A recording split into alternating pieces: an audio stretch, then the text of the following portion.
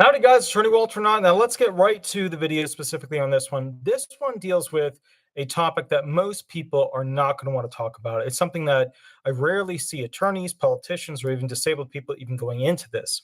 Now, sometimes I'll see some sort of comment here or there, which kind of identifies the problem, talks a little bit about how dating is really difficult, but it doesn't actually address the underlying issue, which is what attorneys tend to be really good at figuring out. And in this case, it's defining what essentially is why Americans view those who are disabled as low worth individuals.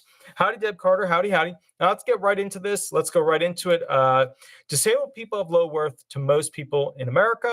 Here's why. The best way to establish human worth is to examine dating, dating between two people, human abuse, celebrations of human achievement, and the corner stuff we don't normally talk about, like why some people never clean their house, little things, the little corner stuff. Now, when it comes to dating, people usually do an assessment or a worth assessment of others when they look at the good looks of that other person, which truly obviously is in the eye of the beholder. Sure, there's that crossover, boundary of unicorns, and they usually get hired to do modeling and things like that. But there are so many people who are beautiful to us that our friends are like, I don't know, that's not I don't think that person's, and they do that spiel. Now, the other thing to consider as part of the dating kind of environment as to establish worth has to do with physical security. Now, someone who is tall, athletic, strong, right, equals physical security. When people are younger, they tend to seek this more than when they are older. When they're older, they tend to seek out financial security. All right, someone with wealth, properties, multiple vehicles, a wall around their house, in nice neighborhoods. This is what older people tend to choose in someone else when they're getting older. Now, another thing that they look at for self-worth is humor. Very important. Men have to learn how to be funny to attract women. It's kind of a weird thing. Nobody ever really teaches men how to have game, how to interact with women, how to pique their interest, how to go ahead and I don't know, I guess you would say it's just, make them give anything about that guy. That's what it really comes down to, right? Women have had to learn how to listen to find red flags, right? That's how the evolution occurred. Men had to learn how to get game, how to make them laugh, how to make them, interact with them. Women had to establish what red flags existed. Neither party, in my opinion, has mastered this process. And both complain, that the other party tricked them to some degree years and years into the relationship. You always see somebody, and he said this, but it wasn't true. And she did that, but no, all of that stuff. All right. Men can't be 100% honest when dating because then women wouldn't date them. That's just the reality of it.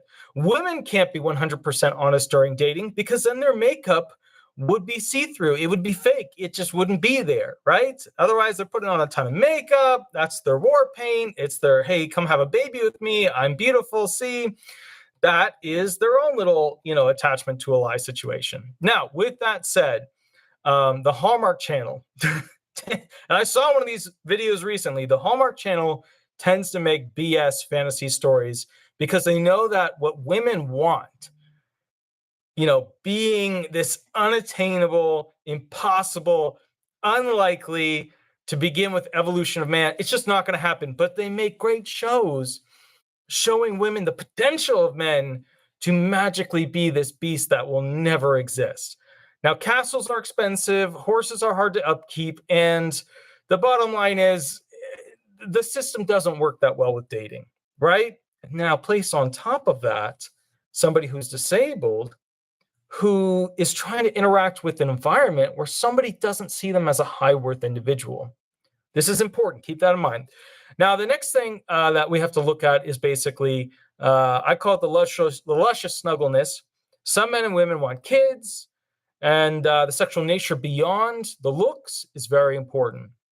And the reality of that is that people tend to look at the value of somebody based on their capacity to go ahead and have a family with, have kids with. Do they already have kids? What does that mean? Are they disabled? What does that mean? Very important questions.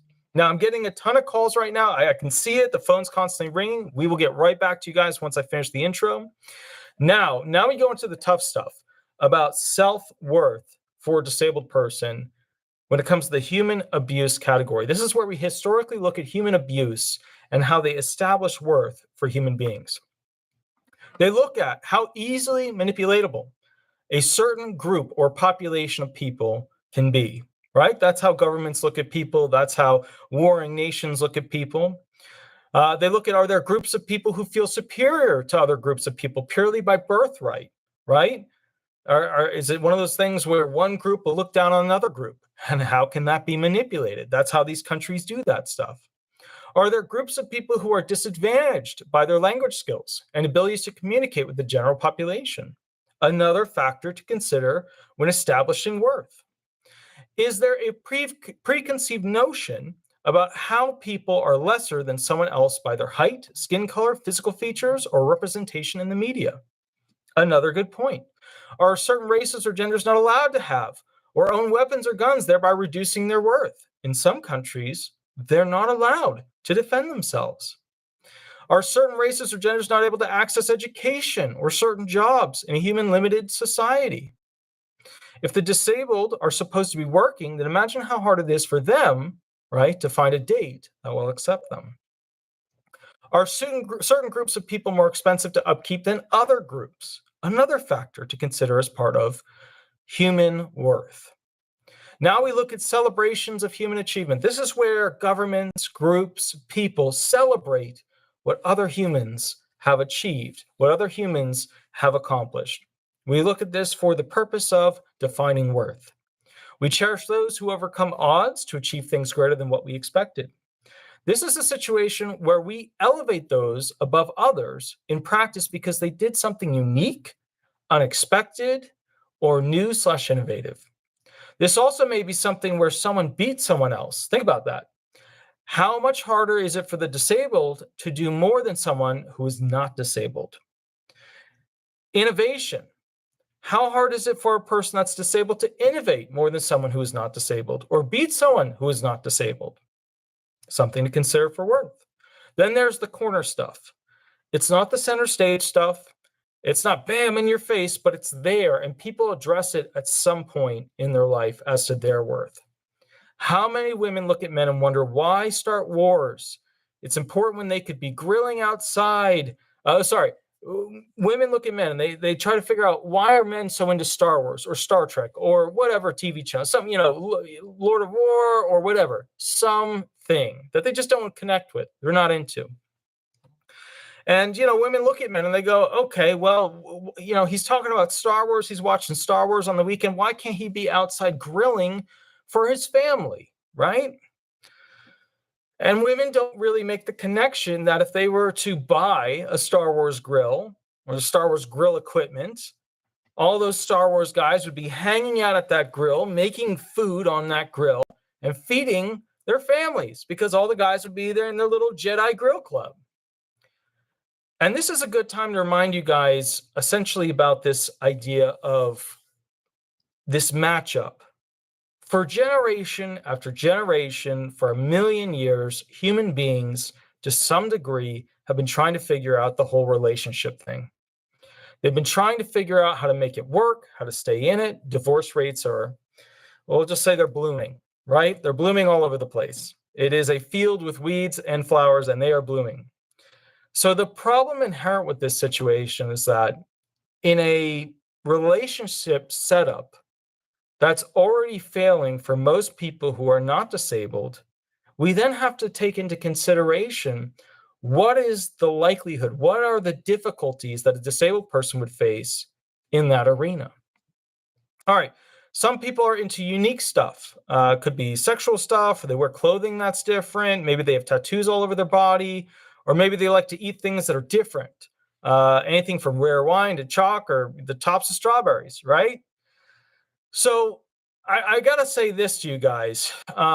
When it comes to the bottom line of this summary, these are all topics that we don't really address when it comes to people understanding and reassessing the worth of disabled individuals. Now, here's the summary. Disabled people have low self-worth to other people, and even other disabled people who you would think would be more compassionate towards them as a result of these things.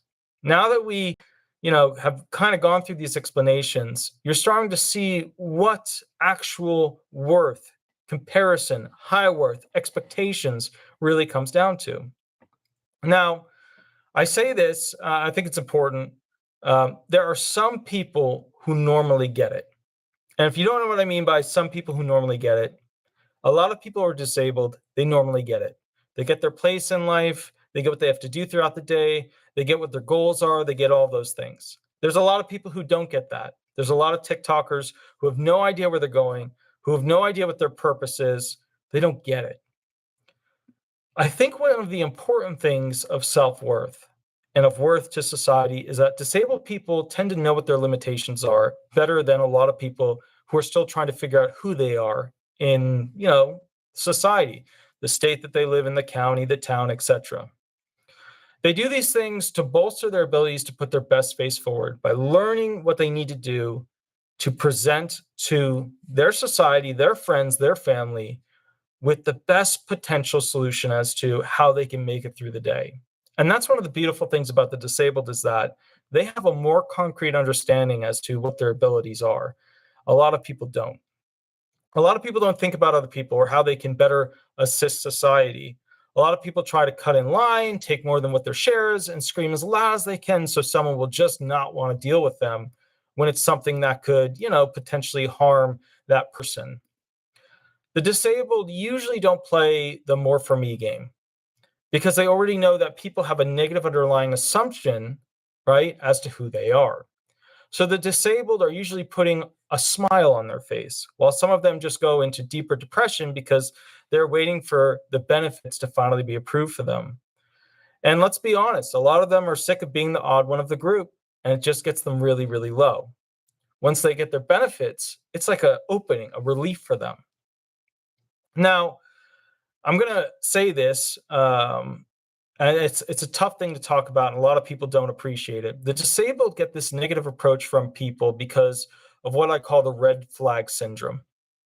And we need to talk about it, and no one talks about this, and we just need to crack the shell on this egg, little light in, so that people can start to really address, some of the negativity and also positivity that can come from it. Okay. So here's the thing. People red flag disabled people because they have too many symptoms to be considered normal, right? Normal is, of course, an impossible thing to define. Yet at the same time, everyone knows what it is.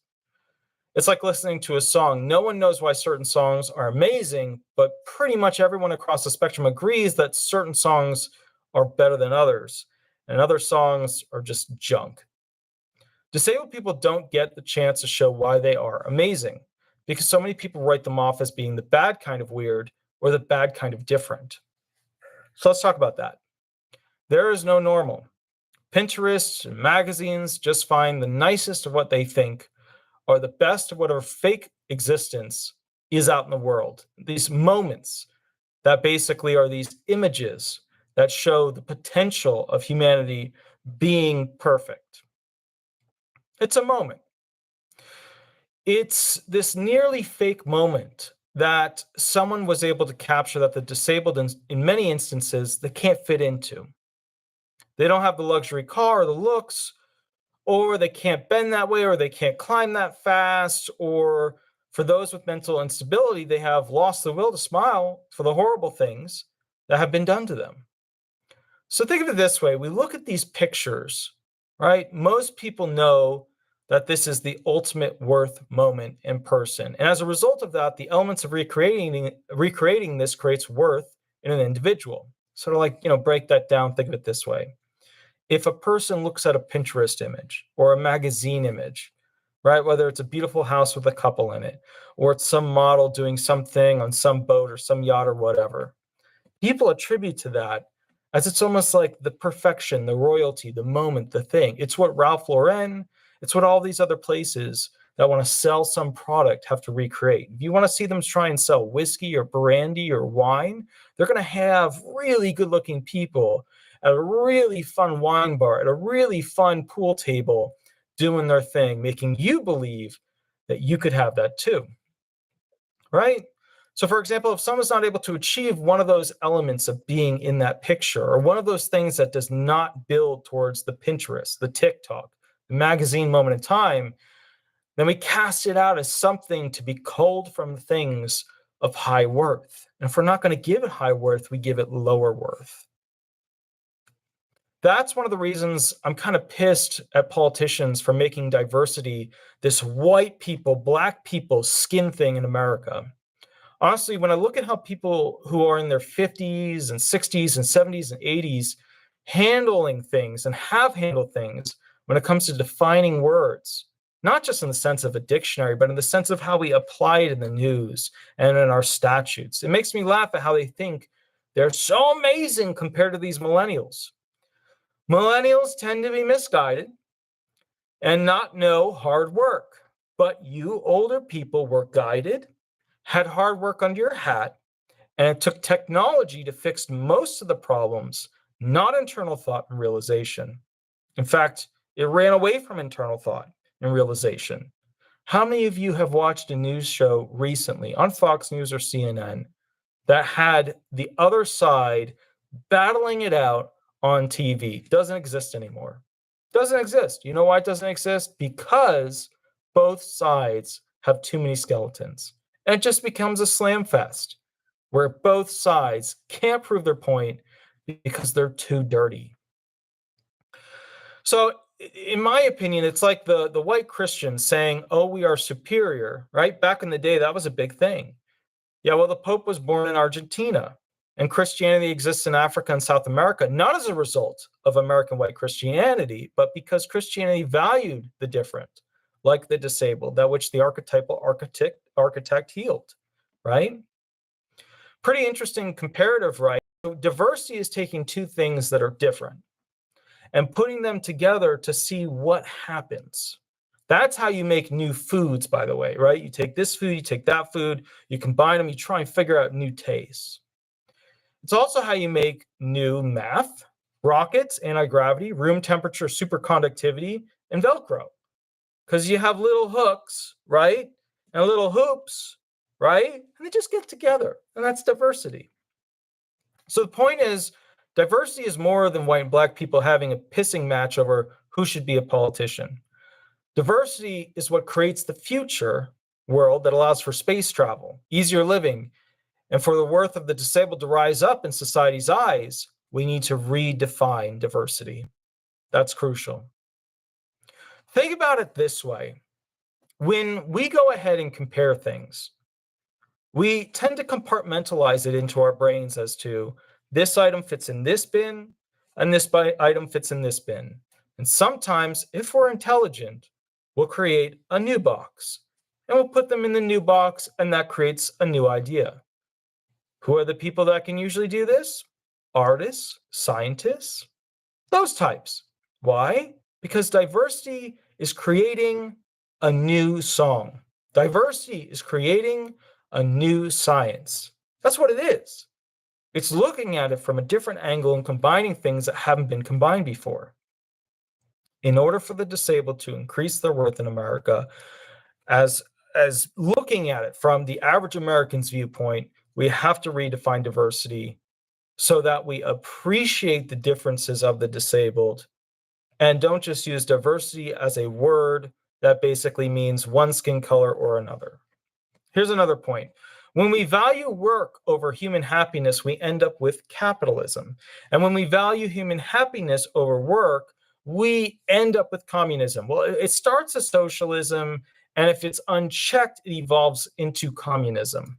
Okay, a little bit of socialism, really great, really good, but then it can continue. It's a snowball, and then in most instances, it ends up with communism. The extreme of both are absolutely horrific. How many of you remember having enough time to have a regular dinner at a table? Or the time to clean all the dishes of a family after dinner? Or the time to spend with each other after dinner instead of finishing something up for work? By the way, I have none of those. I can tell you from experience this causes cheating in relationships, frustration in relationships. That's the main reason I pretty much lost hope in having a human to share my day with. I hope one day a lot of my issues personally with student loans will disappear and I'll be able to venture into the adventure of having a normal relationship and increasing my own personal worth of how I view my life. Financially, the disabled have lost over 40% of their money's worth since 2000, which means the disabled can't really afford to be disabled anymore. Think about that. That's a big phrase. It means the disabled can't really afford to be disabled anymore. In fact, the only disabled that can really afford to be disabled are those that were high wage earners or those who are in the military who are also getting a disability check that's stackable with their SSDI check. That's it. Those are the only people. Why did this happen? Well, the COLA did this. The cost of living adjustment did this, and it keeps doing this. So this is something we need to fix because of the disabled not being able to afford themselves. And then guess what happens? People are going to attribute less value to them because they are always trying to survive and they're always out of money and it's always hand to mouth.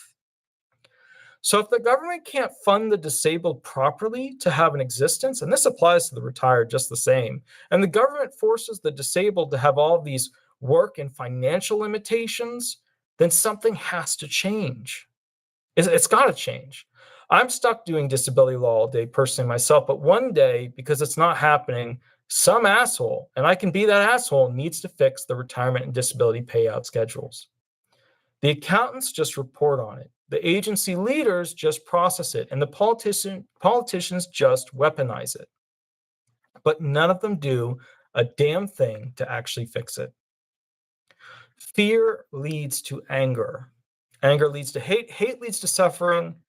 Is it just me, or do the Democrats and Republicans sell fear, which leads to us being pissed? Then we start hating on each other, and everyone suffers because diversity dies. Diversity of thought, diversity of consideration of self-worth and worth of others. So to summarize, the disabled have a low worth to most Americans because they don't have money and they aren't allowed to work to the degree that they need to. They aren't allowed to save money to the degree that they need to, and they are different from the norm. And people are nervous about diversity being outside their routine. I think one of the important things we can do. Wow, Deb Carter, thank you for the $20 donation. Wow, there's a bunch of donations. I'm sorry, guys, I didn't see them. Christy Hughes, thank you for the $5 donation. Wow, again, Christy Hughes, thank you for the $3 donation. I love the little hippo. I always love those. Thank you, guys. Deb Carter, thank you again for the $20 donation. I think what we need to do is reestablish the way that we define the things that increase the worth of those who are disabled. Not just the statutes that say a disabled person can earn this much. Not just the statutes that say a disabled person is limited and not allowed to do these things. I think we need to go to the basic, customary, I would call it societal tendency, right? Of defining this weird word of diversity. And we need to throw out the white-black thing. We need to throw it out. It's weaponized. They keep using it over and over and over. It's always this person versus that person. They could be literally saying the exact same thing. And yet, nobody cares. They're only focusing on these two different colors. It's like when you have a fight, a real big fight on TV, some boxing match, and there's a white fighter and a black fighter, and then everybody logs in to see it. Why is there so much attachment to these two options? These two options didn't create the future that allowed us to send people to the moon. These two options didn't create what is going to literally change everything. If you guys aren't excited about this, superconductivity at room temperature, just to take a moment, just to understand what that technology is. Imagine for a moment, okay, that you are able to go ahead and send an electrical signal, right? And I know quantum physics could go ahead and replace even this, but imagine sending an electrical signal over a very big distance with zero loss of electricity or next to zero loss of electricity. That's huge. That's massive. Levitation, force fields, all of that stuff comes from the basic fundamentals of superconductivity. And yet people worry about diversity, meaning this and that. No, that's not it. So guys, anyways, I wanted to go ahead and bring this to the light. I'm hoping I can shine a little light and get people to understand that we need to reevaluate the disabled. There's so many ways the disabled can be more beneficial to society, and they're not even given the chance or the opportunity or even viewed with the capacity to be a part of society in that way. And that's sad. So my question to you guys is, how can the disabled basically increase other people's viewing them and their worth to those people going forward? It's not just financial. It's not just having the money to be able to live. It's other stuff too. And we need to start to figure that out because it's tough. It's tough. Yeah. Lisa Whitehall, word invisible. Absolutely. That's one of the big tough things. The way I was thinking about it, maybe you guys can help me with this. The classic thing for women over a certain age, they would say, men just stare through me. They don't even notice me anymore. After I pass through that certain age, they don't even see me anymore as an object of attraction. And that's kind of how I feel like the disabled, they face that kind of deletion from society. They face that kind of relevance deletion, and it's a really tough thing for them, and it's just not getting better. In my opinion, it's getting worse. So anyways, guys, I'm going to go ahead and take some phone calls. I know that I took way too long there to go ahead and go through it. As always, please remember to like, subscribe, leave 5-star reviews. That's the biggie. I always appreciate the 5-star reviews, and thank you guys for donating. I always really appreciate those donations because I'm spending a ton of money up here on the farm, and I'm releasing some more farm videos in the not too distant future. The next video that I'm going to be doing is going into how politicians have weaponized federal money for basically, essentially, food stamps. Because there was a version of federal food stamp money and states threw it away. Some states threw it away. Let's take the first call. Hi, this is Attorney Walter Hnot. We are live from YouTube. Remember to use a fake name throughout this process. Remember to mute your computer. That way it doesn't do a feedback loop. Go ahead and give me a fake name, and can I answer a specific question for you? Or, I think we lost him. Yeah, we lost him. Hold on. Let me go ahead and they probably clicked the wrong thing. I'll call him back real quick. Oh, geez. Let me see what I got here. I think this was one. I think it was this one. Hold on. There's 7 that I've missed so far. Here we go. Okay, perfect. Hi, this is Attorney Walter Hnot. We are live on YouTube. Go ahead and would you use a fake name? Would you like me to answer a specific question, or would you like me to go ahead and run here questions with you?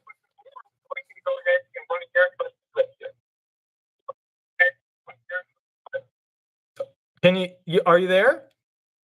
Hello?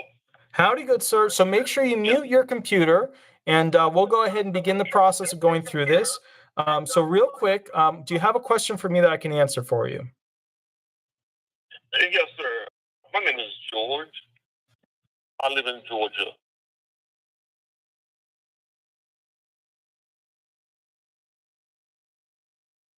October. It was awarded to me back in June. But I did not get any back pay. The first official day of disability was April 23rd of this year because I was doing some like Uber, Walmart, Spark type delivery job. Sure. So they're saying that I was able to do other work other than what I was disabled from. But the work I did was not gainful. It was just something to basically get me out of the house because I was dealing with my depression and sitting around just eating, gaining weight, etc. I was able to do for myself on my own terms. And most days I was working, but I was in pain, dealing with my back and my hip, etc. So if the pain was too much for me, then I just stop and come back home, take medication or whatever, and sit down. So with that being said, is getting back pay because of me working that type of job is out of the question. Well, okay, so real quick, you were working while you were going through the process of being found disabled, correct? Okay. Were you working during the process of filing for disability benefits? Yeah, I started doing while I was when my disability was processed. And the only reason I filed for disability because I had to go out on disability from my job, and my job told me that I had to file for disability whether I got it or not. I'm only 55 years old. I was 54 at the time. I just turned 55 in April, and then it was a shock to me that I was awarded the Social Security, to be honest. So yeah, I was not expecting to receive it. So for me going out doing that work was just something to do to get me out of the house. I mean, I receive a pension from my job, and I'm also 100% permanent total through the VA. And so I wasn't really looking to be awarded Social Security. So basically, what this kind of comes down to is that if you earned over $1,350 during those months in which you were applying for disability benefits, you wouldn't be eligible for back pay for those months. But for other months where you were earning under it, and I'm assuming, you were granted SSDI benefits, correct? Yes. Okay. So for those other months that you were basically, granted SSDI benefits where you weren't earning over SGA, substantial gainful activity, $1,350 per month. For all of those months where you earned less than that, you're going to get back pay. But remember, for SSDI benefits, the first 5 months, the month you apply, and then 4 months after that, and then the final month when you're found disabled, they don't count. And remember, you have to look, did your attorney go ahead and change the amended alleged onset date to prior to when you filed to try and get, retroactive benefits? So the bottom line is, yeah, it sounds like you're going to get some back pay, but I don't know what your alleged onset date is. And it kind of comes down to essentially which months did you earn over $1,350 per month. So in any of those months when you were doing that kind of like side gig work, were you earning more than $1,350 per month? You said 1,350? Yeah. Okay. I don't think I can make that much in a month. Just doing little delivery type work. I was doing what they call Spark through Walmart, delivering groceries or whatever. Sure. But my first disability date was May 11th of 2020. That was the last day that I worked on my job. Mm-hmm. And then once I went out on disability in April of 21, I had to file for Social Security. Mm-hmm. So they basically telling me that not do any of the work. They went on May 11th. Phone cut out. Yeah, the phone cut out. Okay. So what is your amended alleged onset date that they use for your disability claim? The 23rd of this year was my official first day of disability. Okay, so they took away a lot of back pay. Yeah. So they took away a lot of back pay. Yeah. They did not go away back to my last day of working when I actually stopped working back in May of 2020. So they're saying because I did this little delivery work that I was able to do some type of work other than what I hired from. So that's why I was like, man, I didn't feel like that was right. But I was only doing, like I said, to get out of the house and just kind of move around and help to get the weight down and deal with my depression that I was dealing with. So one of the things that usually happens to guys, in that situation is that the company will assign usually a terrible representative to fight for your benefits, for disability benefits, your SSDI, Social Security Disability Insurance benefits. Did you have an attorney that represented you essentially for obtaining disability benefits that was recommended to you by either the LTD carrier or the workers' comp carrier or one of those types?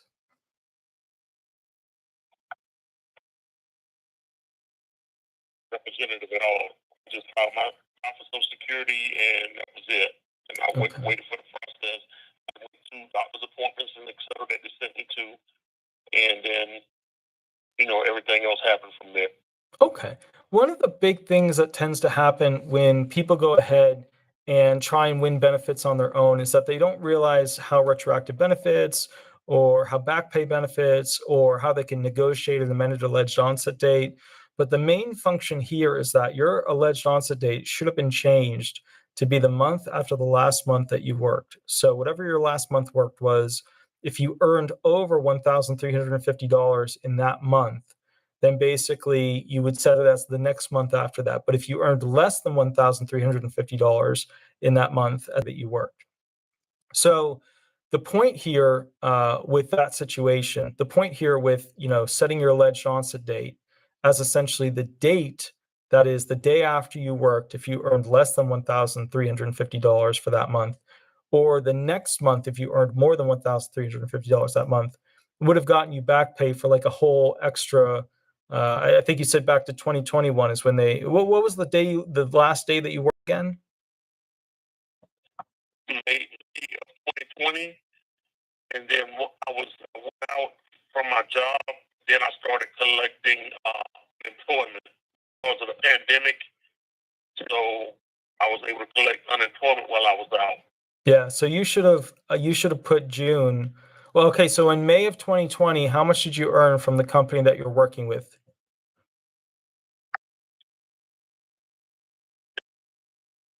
Four folks for relatively 3,000 or so. I worked as a longshoreman. Sure. I made pretty good money in that job. Okay, so bottom line is this, then June 15th, or any day in June really, should have been the day that you said is your alleged onset date. And then that should have been the date that you argued, because obviously I'm assuming as a longshoreman you were injured, correct? Yeah. I'm assuming as a longshoreman you were injured, and that's why, you had to do all that other stuff, correct? Had some issues going on in my body, dealing with degenerative bone in my hip and my back area. So it was causing me too much discomfort and pain to where I could not perform my job at 100%. Okay. So they gave me the option that I either had to go back to work hurt or look at, retiring with disability. Okay. So bottom line was this, it came down to you should have set, your alleged onset date as basically June of 2020, and then fought for that to say, your medical conditions became severe at that point. That's why you couldn't do your past work. Doing a little side gig that earned you very little money like that for Walmart, was essentially, you could have used it as a failed work attempt, or frankly, if it was such a low amount of money, you could say that, basically you couldn't earn a full-time job. And the vocational requirements for element 4 and 5 of the 5-step sequential process for disability benefits only looks to use an 8-hour workday. If you can't do an 8-hour workday, then you're disabled. And it sounds like part-time gig work for Walmart, correct? Right, just working for myself, as an Uber driver or someone like that. Yeah. So basically, they kind of they snookered out of you 2 years of back pay. So you should look at potentially retaining an attorney who could basically fight or appeal the decision of your approval. But here's the kicker, and this is one of the negatives of not having an attorney up front. If you go ahead and appeal, they reserve the right as the Social Security Administration to pull back your approval. Not saying that they would, but sometimes they do. And it's a little bit of a game that everybody has to go through. And so as a result of that, you have the option of accept what you're getting now, or potentially appeal it and seek a different alleged onset date going back to, basically the last month of working as a longshoreman.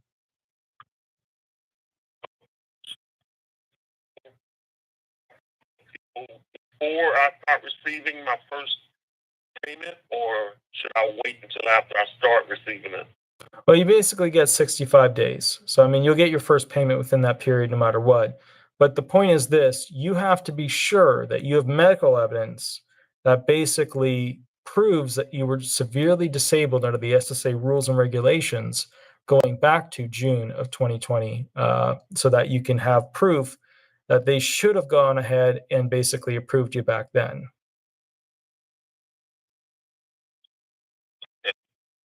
And here's the thing. Remember, you lose basically 6 months with SSDI benefits for back pay months / retroactive benefits. And what you're getting hit with is if they found you disabled in April of 2022, then they're going to wipe out pretty much all of your back pay because the first 5 months don't count and the month you're found disabled doesn't count, totaling 6 months. So what you're fighting for is back pay. Yeah, and that's what they basically have done. That's why the guy told me that my first payment would come in November, which my official date is October. And of course, then I get my first check in November. But they took away all the back pay that I had going all the way back to June of 2020, as you put it. And even during that time frame, I was still going through CMP exams and et cetera with the military, with the VA, and I was awarded my 100% permanent total because of the same health issues that I'm having, in my body that took me from my job. Sure. So the VA deemed me to be permanent and total disabled. Sure. At 100%. So I'm assuming the Social Security must have saw something in there that made them award me Social Security benefits as well. Mm-hmm. Correct. But your main plan is to prove essentially that whatever evidence they had, that evidence was consistent going back 2 years to 2020 June. Right. Mm-hmm. Attorney and try to go from there. Correct. Exactly. Okay. Are you barred in Georgia? Disability attorneys can practice in any state. Initial filing, reconsideration, ALJ appeals council, they can practice in any state. So I have claimants all the way from, basically Alaska to Hawaii to, the Virgin Islands, all that stuff. But you can always give me a call and we can kind of go through that stuff. Yeah. Perfect, good sir. Sounds good. And you have a wonderful, wonderful night. Thank you, good sir. Bye-bye. Okay. All right, guys, we're going to take the next call real quick. Keep this thing rolling. Here we go. Hopefully we'll be able to get the person on the phone. You know how this goes. First ring. We'll see if we can get this person basically to go ahead and run hearing question. Hi, this is Attorney Walter Hnot. We are live on YouTube. Remember to go ahead and mute your computer if you're watching us live. Would you like me to ask a specific question, or would you like me to go ahead and run hearing questions with you? And just remember to use a fake name throughout this process. Go ahead. Hello. Howdy, madam. How can I help you? This is Attorney Walter Hnot. Oh, hi. I was asking a general question about the Inflation Reduction Act. I had seen that the Medicare negotiating for prices on Medicare won't start. Yeah, it's way off. Yeah, I know. It pissed me off too. Yeah. So what's your question? How can I help you?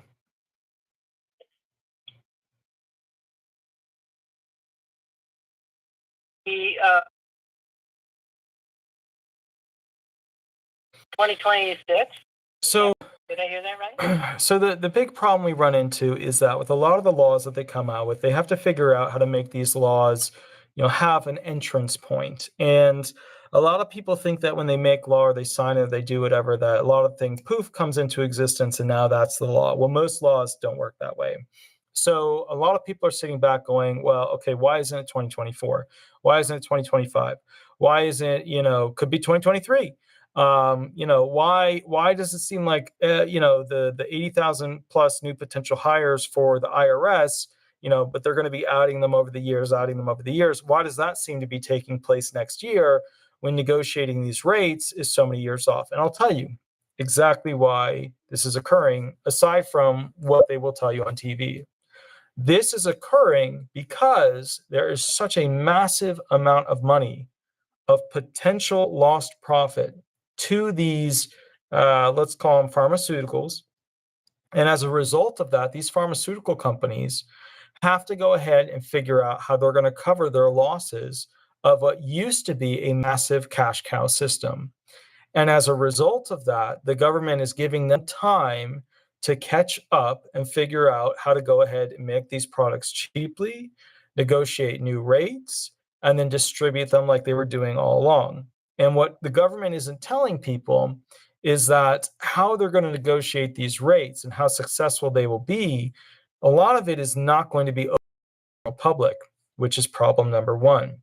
Problem number two is that we don't know realistically how many products this is going to incorporate starting in 2026, 2027, 2028, 2029, right? Because it's not going to be everything all up front unless they do a, hey, we'll give you a package deal from such and such pharmaceutical group. So the problem that we're running into is we don't know if this is going to be a grab bag. We don't know if this is going to be, we're just negotiating this particular medicine this year. We don't know. We just don't know.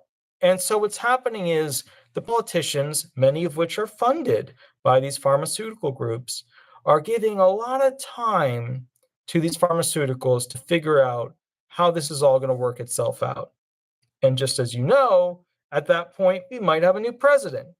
And just as you know, if a new president comes in, they could pass law to change how this is going to work. I want to point out something else, which is, I think, important here. A lot of people, they focused on the triad of this bill, right? It was green stuff, right? Green energy, buy electric vehicles, tax whatevers, massive taxation audits to, essentially the middle income, the middle class, and basically negotiation of the future of potential cheaper medicine. I sat back and I always think to myself a historical question.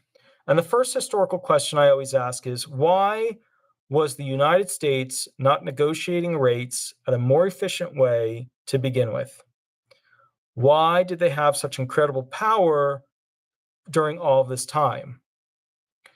And why is it now that the government has to spend hundreds of billions of dollars just to make hundreds of billions of dollars? What I've started to realize when it comes to the government, specifically at the federal level, is that low-hanging fruit is the entire game. When it comes to politicians promising things, always expect the first step that actually goes through to support those people they made promises to being the lowest fruit. Sometimes it's rotten fruit that's hanging low. Sometimes it's just basically fruit that grew lower on the tree. Always assume the first step will be low-hanging fruit. Now, with that said, my understanding of what's going to happen is that, they're going to be spending a lot of time creating agencies and groups to go ahead and negotiate this process. But we're talking about billions of dollars and billions of trillions of dollars being lost by pharmaceuticals at newly negotiated rates, which then brings to my mind the question of how are they going to react? And you have to ask yourself, why is this rule coming out now? And a lot of that is international pressure. People are not getting their medication from inside the United States. A lot of them are buying it from outside the United States and having it shipped inside of the United States, which is pressuring the mega companies that are making it inside the United States, or those who make it outside of the United States and then bump the price up once it goes into the United States, to rethink their application of how Americans are going to pay. Now, as you know, Americans don't have lots of money like they used to. The 1980s, the 1990s, Americans had a lot of money. There was a lot of people transferring from the middle class to the upper class. That's a good thing. That's what we want to see. But nowadays, a lot of people are poor. A lot of retired people are having to sell their home. A lot of people who are basically, disabled, they don't have any money. And so what's happening is a lot of people need medications because there's a lot of boomers that are retiring. A lot of people need medications because mental health is out of control at this point because people are so unhappy, anxiety, depression, record numbers, not just because there's more people, just record numbers. So what's happening is medication is becoming, a common, consistent thing like vitamins. And we have to sit back and say, look, if people can't afford them and the government has to pay for them, all of a sudden the government is getting wise and saying, well, we don't want to pay as much. And all of a sudden, people that are buying their meds outside of the country, right? That's competition. That's lost profit to those who essentially, let's call it like it is, would have made a lot more money if they sold that medicine directly inside the country. And that's what the pharmaceuticals were doing. The truth of the matter is this: we live in an interesting time. The entire DNA code of the human race has been essentially mapped out. We have the capacity through CRISPR and products to actually cure a lot of these diseases, cancer, etc. But as you know, that's not profitable. And if it's not profitable, then it doesn't mean it's actually going to happen. So what we're seeing is, potential genetic, these deformed issues that pop up, these congenital issues from birth, right? These disabling conditions, they could potentially, fix them genetically. But then we also get into an ethical question. Now they've had heavyweight Ivy League schools reanimating cells in animals.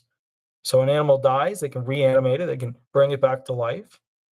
They have basically technology where they can continue and extend a human's life significantly. The problem we're facing right now is, how do we ethically deal with the idea that we can now, to some degree, play demigods to the human body and mind? Now, I'll say this, and I think it's very important. When we become a space-faring race, right? That means we go out into space, we travel, we find new Earths, we populate them, or we, change planets to become habitable for, essentially, humans. When we do that, humans cannot live for only 80 to 90 to 100 years. The worth and cost of a human's life has to extend dramatically. Humans have to live 200, 300, 500,000 years, because the travel time is very, very, very long. And on top of that, the problem is that, realistically, if we're going to send somebody out there, we need to be able to train them, teach them, and then have them do that thing for a long time. So as a result, we basically have to shed away our standardized religious original limitations, because otherwise we'll never become what we need to, which is human beings going beyond our last frontier, which was like, the Antarctica. And so what's happening is we're now moving into the future. And this is a step with competing interests that's moving us closer into the future, because medicine is evolving to have to keep up with the future modern human, which is somebody who is usually needing medication on a weekly basis, somebody who is needing to be able to actually afford it. And remember what this always comes down to. And I had a fellow buddy, I remember I was at the Masonic Lodge, and he was explaining to me, and it was an interesting way of learning about it. When you look at human beings and their worth, right? The human being makes so much per month, and companies are trying to get whatever percentage, whatever amount of money they can from whatever the whole figure is. So if they get $1,000, they want to know how they can get $20, $30, $100, whatever out of them. And the game is with the base fundamentals: water, electricity, housing, transportation, medical treatment, medication. The game is to slowly creep in by taking more and more and more.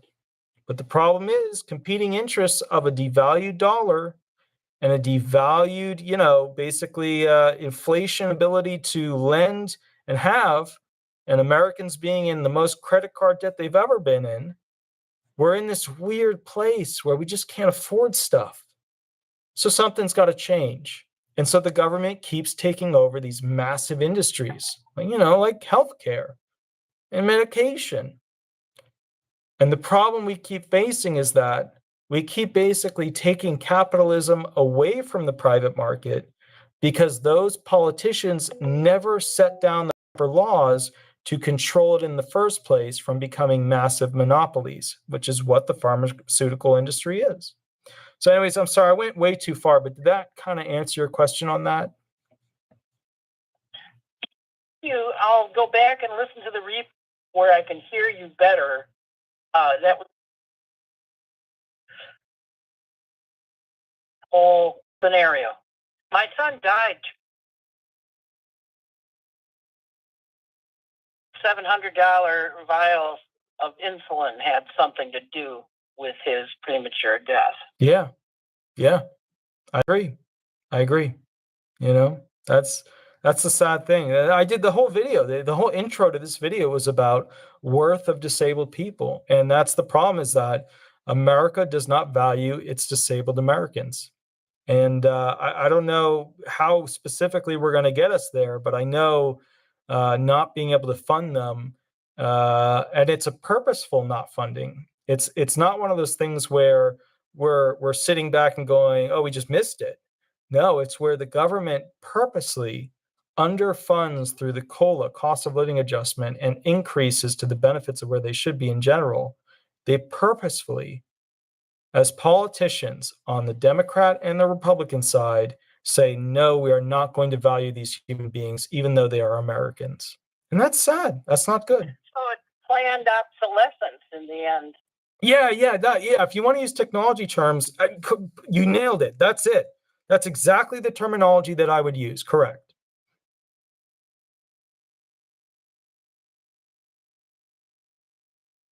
I know it's scary. I know. It kind of reinforces what I thought all along, but thanks for giving me a confirmation on what a whole lot of us have been feeling for way too long. And it's one of those things where it's bizarre to me. You know what the largest voter bloc is? The retired and the disabled. Okay. And the weird thing about the retired and disabled is that they're not politically inclined in the way that they should be, knowing what's in the statute, knowing what's in the bill, all that stuff. And so they just kind of vote based on name recognition. But the weirdest thing is, there's so many disabled and retired people, they can change actual elections at the highest level, like the president of the United States. They have enough votes to change that election. And the weirdest thing is that when I talk to people from both political sides, not just the extremes, but like the left and the right, they have no idea what their party is up to. They have no idea what their party intends to do when it comes to increasing benefits or changing things for the retired and the disabled. It's just like they're just hoping that that person is a good person. They're just hoping that that person will think of them. But if I can tell you one thing, that politician doesn't know you, doesn't know your name, doesn't know who you are, doesn't care. And that's because you're one vote. Worth of a disabled person, worth of a retired person. It's something I expect them to fight more for. But realistically, they know that the disabled and retired are just going to vote on name recognition, which is horrible.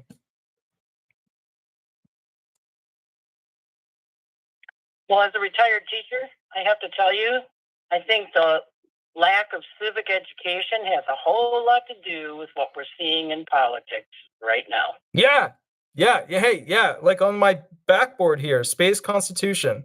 It's a website I'm not getting much time to spend on, but it's like my dream to like design future constitutions for future space stations and space civilizations on planets, and having that civic education a part of every aspect of their life, to know the fundamentals of what that country owes that person when they're born.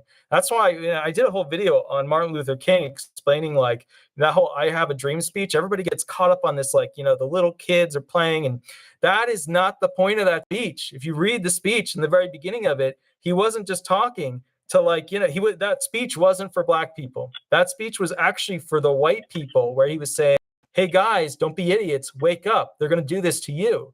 You're going to go to the Bank of America and say, I'd like, my rights. I'd like my freedoms. I'd like to access them.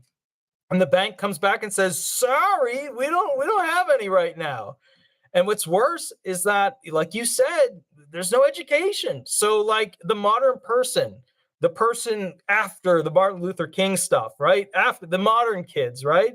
They got no clue what to go to the bank with. They go to the bank, they're like, hey, they're like, give me whatever rights are good. And that's it. They don't know what to ask for. They don't even know what's on the table. And you're right. That's bad. So. Not. I enjoyed hearing your take on things. Thank you, ma'am. Have a wonderful, wonderful night. You too. Thank you. Bye Bye-bye. That's tough because when a mom loses her child and it's something that is usually from an impairment that's controllable through medication, that's tough. That is very, very tough. Um, all right. So what I'm going to do is I'll take another call real quick. Let me see which was the last one that I missed here. Oh, we got, hold on. Let me see real quick. Let me see real quick. I don't think we took this one.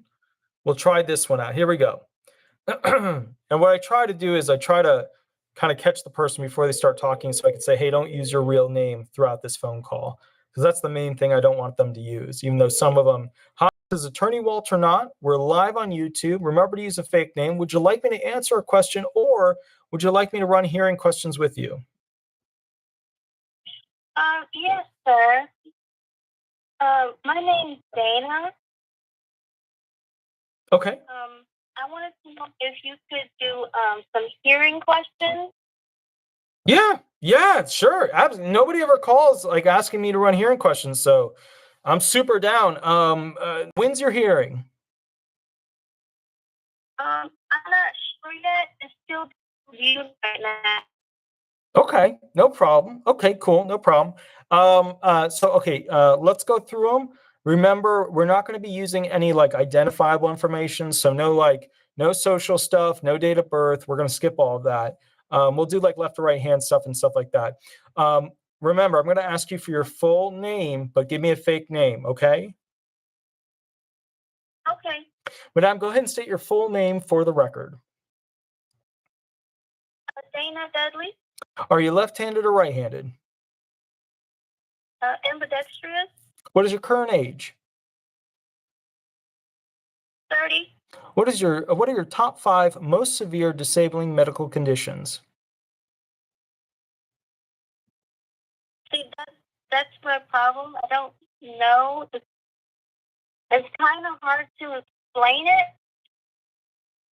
Well, okay, walk me through it, but in bullet point form, what are the diagnostic impressions? What does the doctor say you have, like the summarized version? Bipolar, manic depressant, schizophrenic. Mm-hmm. Okay. Any additionals? I wasn't diagnosed, but I have severe back pain. Okay.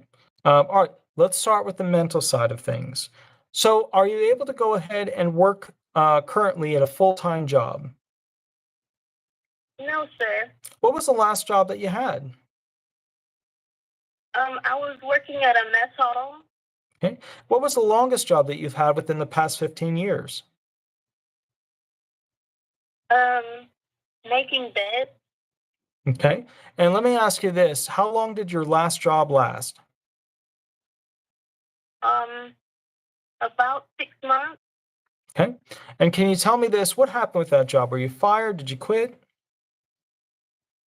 I was fired. Okay.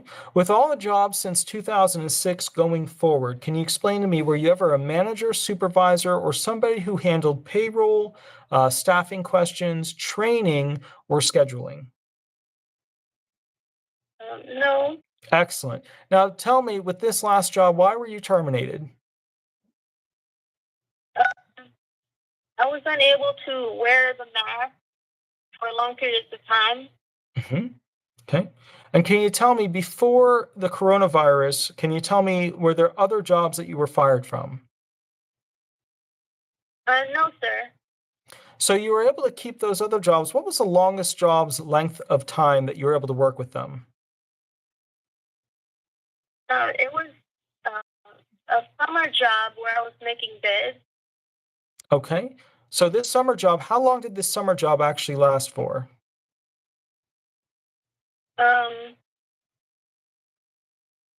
7 years. 7 years. So you worked there for 7 years. What happened to that job? I couldn't go up the stairs anymore and make the beds because my back is hurting so much.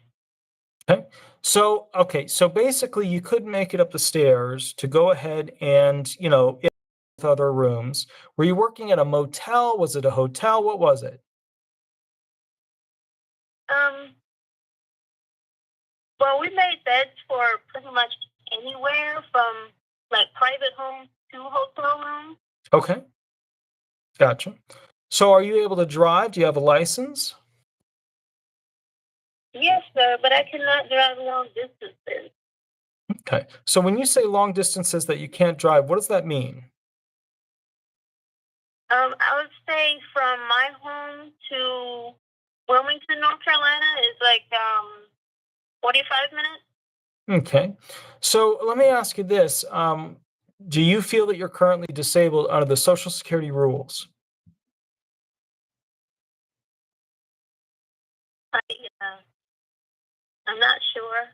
That's fine. Can you tell me though, why did you apply?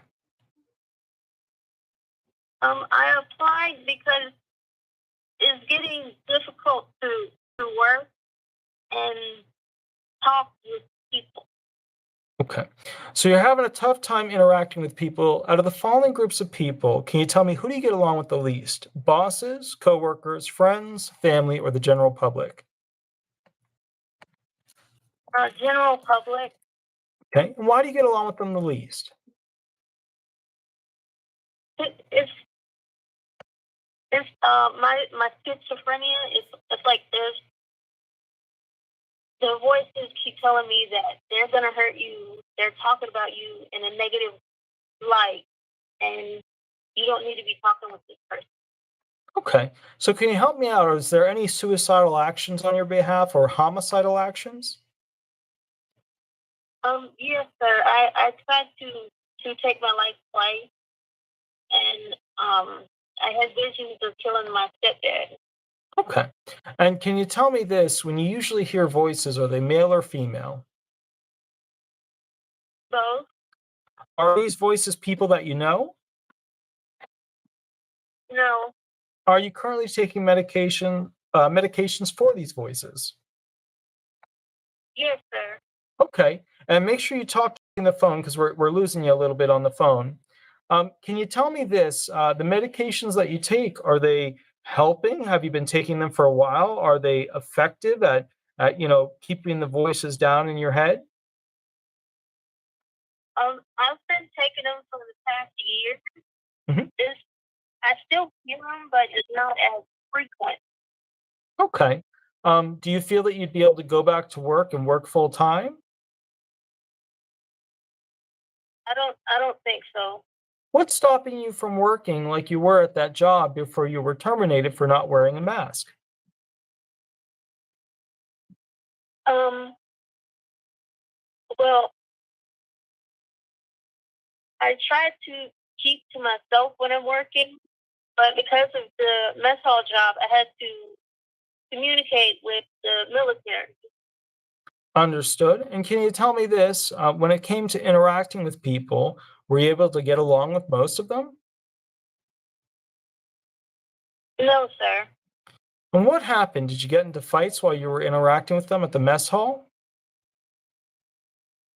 Oh no, it's just some of the ladies that would work there. They act one way to you, to your face, but they'll act another way when they're talking to somebody else. And why was that upsetting to you? I'm I'm not sure. So tell me this, what were examples of the questions or the things that they stated to you away from you where you weren't part of the conversation that upset you the most? I would overhear them like saying my name and how I'm not doing something or I'm doing this and I'm not. Were these moments where they instructed you on how to handle something or complete something and you weren't able to handle or complete it? No, sir. These were just mean comments or things that they were trying to be rude about? Yes, sir. So tell me this, what's an example of a real life instance where they said something that was rude that bothered you? Well, when I first started at my job, the lady I was working with told me I was slow, and if I didn't speed up, I was going to get fired. Why did this bother you? Because I was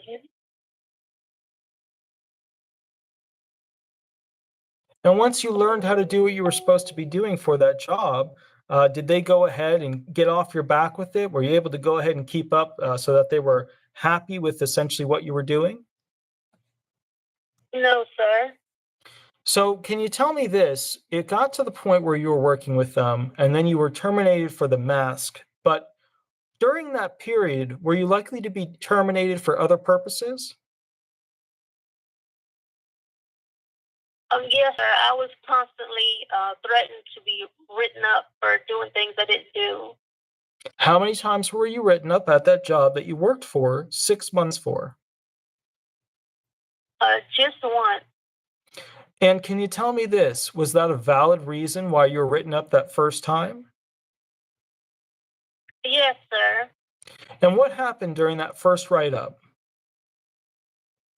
I was about 30 minutes late for work because I had locked my keys in my car. Understood. Let me ask you this. When they had to make work changes, were you able to respond to them like other people were so that you could keep up with the changes that happened at work? No, sir. What was one of the difficult things where a change occurred at work and you had to respond and adapt to the way that you did your job that you weren't able to respond to and adapt to well? I was moved to a new mess hall. Mhm. And what happened when you were moved to the new mess hall? Everything was fine for the first day, And then what happened? but things just kept getting worse. Like the the people were very off-putting to me, anyway. Now, when you say they were off putting, are these voices that you heard in your head later on, months later, that kept coming back to you? Yes, sir. And these voices that you heard in your head, were they the exact statements that those individuals in the new mess hall stated, or were they new statements but based on the original pattern of conduct? Seemed the same. And when you went ahead and interacted with these individuals, did they change over time to accept you and bring you into as a worker, somebody that they could interact with? Or were they negative continuously throughout your career with them? I actually got along with others. They didn't like me at all. With these voices that you hear about the individuals that were negative towards you at the mess hall, are the medications effective at canceling out some of the voices while still allowing others to come through? Yes, sir. The voices that you hear that still come through, why are those voices unique compared to the other voices? But I don't think they're unique. I just think it's just my brain making up stuff. And let me ask you this. In your brain making things up, do you replay those scenarios and do different things in them? No, sir. And when you hear these voices, how do you react to them? I try to ignore it, but some of them is just hard to ignore. And can you tell me which is the voice that comes back the most clearly to you and the most often to you? The screaming. The screaming. So, can you walk me through what was something that someone screamed at you about? Can't can't remember. My parents, they didn't never yell at us. And this person who screamed at you, can you remember what the scenario or the situation was? Not necessarily the words, but where it occurred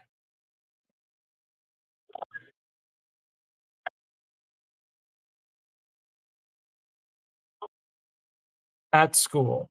So, this was not at the job, but at a school. Yes, sir. And this instance where it happened at school, how many years ago was this? Oh, okay. I want to say I was 10. So can you tell me, when you were 10, why is it that this person who yelled at you, why is it that this voice keeps coming back to you? I have no clue. Understood. Have your psychologists or psychologists, psychiatrists or psychologists, explain to you why the most, uh, audio oriented, where you can hear that voice, why the strongest voice keeps coming back to you? No, sir. Have your mental physicians given you a diagnostic impression of post-traumatic stress disorder? No, sir. How often per month do you hear that screaming voice from when you were 10 years old? All the time. Would you say once a day? More. It was more like 3 or 4 times later in the day. Do you have flashbacks of it or nightmares of it? It's kind of like a flashback. And can you tell me this? When that voice comes back, what do you usually do, or how do you usually react to it thereafter? I try not to, because once I get into feeling things about these voices and the screaming, I start to get even more like anxious. Really? Mhm. Okay. So you get anxious. What does that look like? Do you start sweating? Do you have racing thoughts? Walk me through it. It's like my heart starts racing and I start shaking, and I try to do something to stop it. Okay. And what are the things that stop the racing thoughts and get back to normal? No, it sounds a little weird, but color or a tape something. That's not weird at all. That's actually very common. Can you tell me, what are the things that you usually color? My mom, she bought me these little 2x4 paintings, Uh-huh. so I fit in a paint those. Now, let me ask you this. I'm assuming you have an attorney with this upcoming hearing, correct? Yes, sir. Have they already run hearing questions with you? No, sir.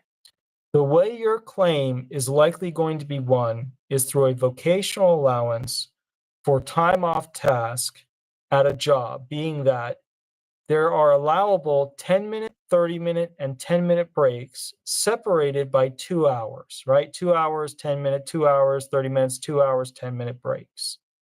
The way your claim is going to be won is by essentially you proving that you will be off task at any job that's full time, where you're at least 3 to 5 minutes of every 30 minutes off task. Okay? Okay. It is imperative that you go ask your current attorney about how you're going to prove that you will be off task every 3 to 5 minutes of every 30 minutes at a job. Okay. All right? Perfect, madam. Did this help at all?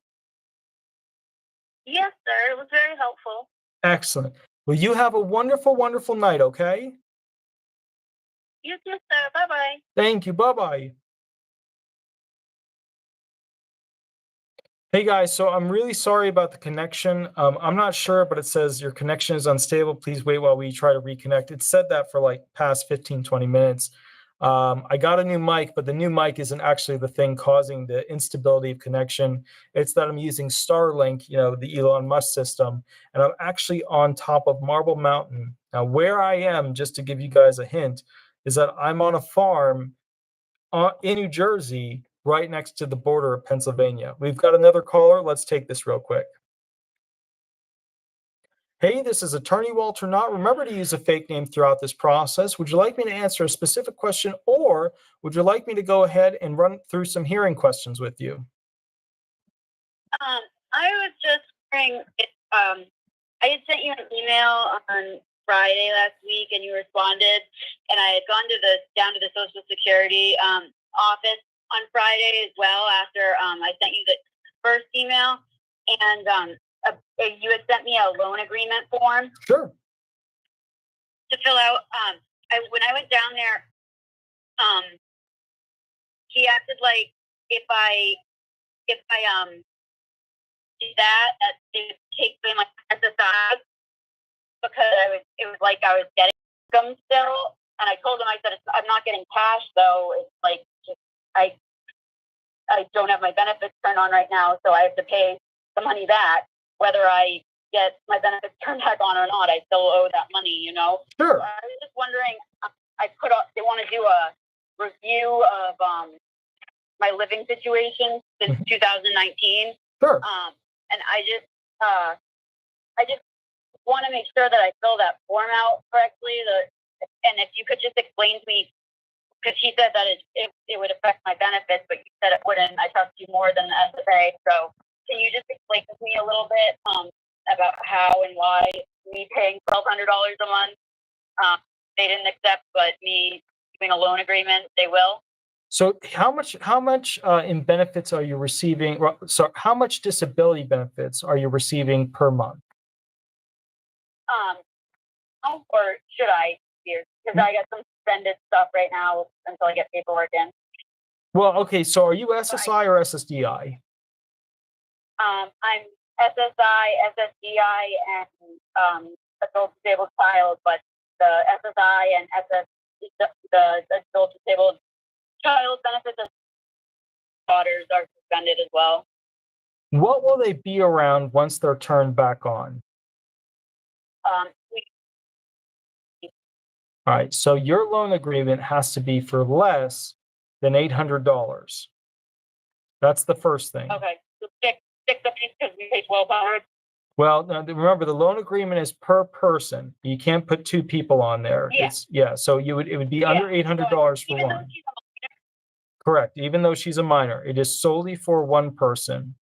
And you want it to affect. Yeah, you would sign on her behalf as her guardian or parent by blood, etc. Now, the way it works is the first thing you choose is your living arrangements, whether you fall into category A, B, C, or D. Once you choose your living arrangement category, you see if there are any special, benefit restrictions or not counted limitations that you can tap into. After that, you go into the amounts. How much are you receiving in the form of benefits, basically from these other individuals? So who is currently feeding you benefits, whether it's cash or a room you get to stay in, etc.? Mother and my stepfather. Okay, and they give you a room, correct? Yes. Okay. So here's the bottom thing when it comes to this whole situation.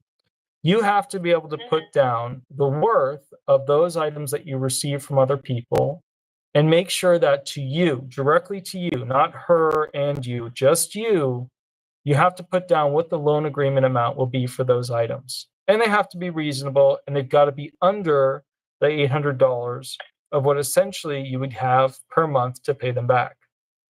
And so this loan agreement is usually, most people use a 5-year repayment plan on it. So you'll fill in from that total, of what those items are, and then you'll go ahead and fill in the steps of what your repayment per month will be. And then as a result of that, you'll go ahead and, be able to have a loan agreement with those people who are giving you a room to stay in. Okay, and, oh geez, that was just my printer, sorry. Sure. It's mad at me. Where it says food, like mortgage payment, do I put down her bills there, or just what I pay? Just what you pay. The child is always separate on their own loan agreement. Just like it says property taxes and stuff. I don't pay that. It's included. So I don't. So I just put one amount. So that would be included in the rent figure because you're essentially receiving rent, in the sense of, rent money because you're being allowed to live there and you are being loaned basically a rental option. Okay. Yeah. But not cash. If she was handing me $600 cash, it would affect my SSI, though, right? Because that's a liquid asset or whatever. Well, it depends on how you're receiving it, because remember, not everything is income, but if it's standard income, then yeah, the first $85 of that 600 you get wouldn't count. And then the remaining amount, they would take away $1 for every $2 above $85 that you earned from your benefits. The first 85, did you say? Yeah, so the first 85, and it's split into 65 and 20, but the first 85 you receive doesn't count. But I thought the 20, the 65 was only for if it was earned income. Well, it depends. I mean, how are you receiving it? Because remember, I don't know how you're getting this $600. Like, if this is a full-on gift.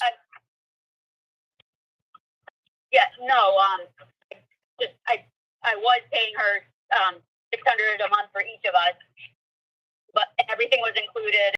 I get my own phone and trash bags because we have to use certain trash bags. Okay. So, I mean, it sounds like you are paying $600. Is that correct? Well, yeah, from both of our benefits. Okay. Both of our benefits. So in that instance, you weren't receiving the money from them. You were paying the money from your benefits, correct? Yeah, that's correct. Yeah, so that wouldn't count. That wouldn't reduce your benefits because you receive those benefits in financial form, right? Your money that you receive for disability, and then you spend that for the purposes of living. And there's no reduction of benefits in that instance. That's what I thought. But when I told them that, when they called, they put us both in Group A, but we're not receiving both in Group B, but we're not. It says like food. It says food and shelter, and I get buy my own food, and they're not providing. They are providing shelter, but at a price. So basically, then you're in the wrong category. Look, here's the thing, too. Yeah, these local field offices, they are really tightening the screw on people to go ahead and try and reduce the amount that they receive per month. And that's because their higher up people are pushing them with the heel of their foot, the heel of their boot, on that the trust funds are running out, right? And they're not really running out, they're just depleting to a certain degree. So the bottom line is you may have to go to the regional office to correct the math that they come out with your particular situation. Well, they called me and they set up an appointment, but I missed it earlier this week. I called to reschedule it because I wanted to talk to you before I went down there and said the wrong thing, and they misinterpreted it and flew with it. Sure, that's okay. No worries. They're already trying to say do the one third reduction since I moved in there. But I moved in June 1st, and they're going all the way back to like January 1st. So I don't know if she just misunderstood me or what happened, but like they're coming after us for back, and it's just crazy because like who can live off what they give us to begin with, let alone taking money away. Remember, have your timelines when you're talking to them ready to roll, where you can say, for this month, I was in this situation at this address. For this month, I was in this situation at that address. Because at the end of the day, Before we moved there, I was staying at a hotel for the winter. Sure. And but I couldn't afford it, and I had to camp at a campground because at least the weather was nice, But I didn't update my address. I just kept it general delivery because I didn't want to deal with their drama while I was trying to keep a roof over our heads. Sure. So I gave them a thing back then from the hotel, that showed how much I was paying a month. I think she wrote up a thing for me, and but then I didn't update my address when I moved out of there. So are they going to try and call her again and see how long I was there? Like, how do I go Yeah. about that if they try and dig? Yeah, potentially. They'll dig a little bit. They're not going to dig a ton because Yeah. they're out of people and time, but they'll dig a little bit to check in on who was giving you money, who was giving you resources, who was giving you a place to stay. And at the end of that, basically, they'll draw their own conclusion based off the testimony of the people who are providing you assistance. Okay. Yep. Are they going to go through like my bank statements and everything? Yes. They are. Oh, yeah. They already have access to them. Oh, yeah. Yeah. You wonder if they actually do it. Yeah. Okay. And so what do I do? Should I tell them that I was at a campground, or should I just stick with that I was at the hotel? Like, I don't want to, can't afford to lose benefits, and I can't afford to get in trouble because I didn't change things. I'm just trying to keep my sanity, my daughter's safe, so I couldn't deal with their bullshit. Sorry.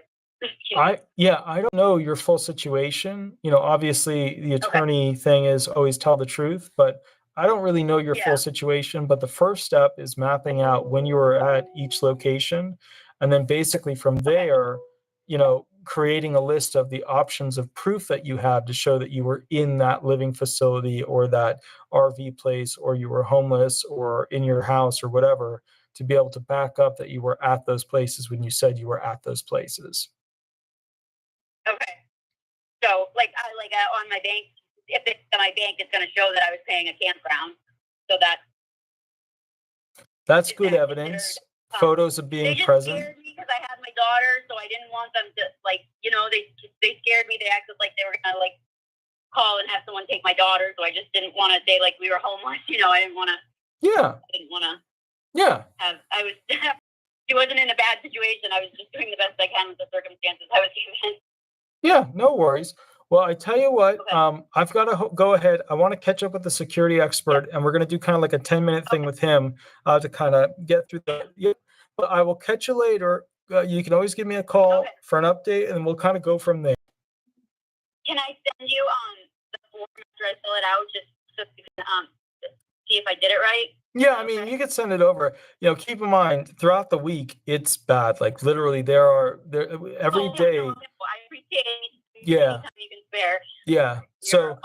Yeah, send it over. Just keep in mind, I'm all over the place right now. I'm also on the farm and I'm restoring it. I did 3.5. All over the place. Yeah. So, yeah, no worries. But I'll catch you a little bit later and we'll go from there, Yeah. Yep. Thank you so much. I appreciate it. Have a good night. Thank you as well. Bye-bye. Bye. Excellent, guys. So what I'm going to do is I'm going to reach out to our security expert real quick. Let's see. What we're probably going to be doing is a shorter version of what we normally do, because I actually have to keep working and then go to the post office. So what we'll do is a quick update on what's going on with security measures in America. Arnott, your shelf is up. Last jump tonight. The SAT comes. 7 seconds, please. Your target is Hydra 7. Repeat Hydra 7. Friction level 4. Yes, thank you. In 3, 2, 1. Strong lock. Outstanding. Thank you. You chose for your shop. Walter, how are you this evening? Very good, good sir. So what we're going to do is we've got around 9 to 10 minutes before the official yada yada, like the end of the show. Walk me through what's going on with security around the world. What do we need to know? Walk me through it. I'm excited. Go ahead. Here we go. We'll just spend on what we've been focused on. That's changed just in the last few hours. We're on day 175 or 176, depending on where in the world you are. Straight away. Well, last week we spoke about the nuclear power plant in Zaporizhzhia, the ongoing issue of the uncontrolled nuclear reactors on site.